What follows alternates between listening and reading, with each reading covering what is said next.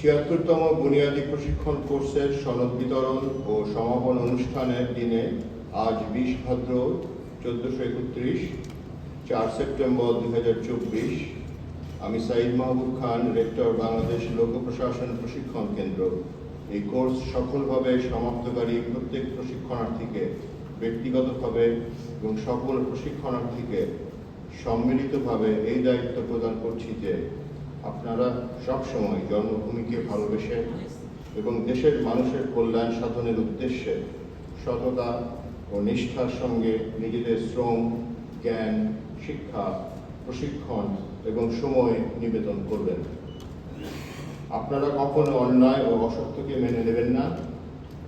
অন্যায় ও অসত্যকে রোধ করার জন্য সর্বতভাবে চেষ্টা করবেন এবং মানুষের মঙ্গল চিন্তায় ঊর্ধ্বে অন্য কোনো বিবেচনাকে স্থান দেবেন না। এই পর্যায়ে রেক্টর মহোদয়কে প্রশিক্ষণার্থীগণকে শপথ বাক্য পাঠ করাতে বিনীত অনুরোধ করছি। প্রস্তুত? আমি ৭৬তম বুনিয়াদী প্রশিক্ষণ কোর্সের প্রশিক্ষণার্থী আমার কোর্সের সনদ বিতরণ ও সমাপন অনুষ্ঠানের দিনে আজ ২০ ভাদ্র ১৪৩১ ৪ সেপ্টেম্বর ২০২৪ এই মর্মে শপথ করছি যে আমি চিন্তা ও চেতনায়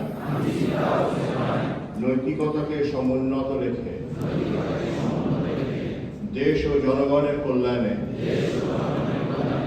সর্বদা সততা ও নিষ্ঠার সঙ্গে এবং সেবার মনোভাব নিয়ে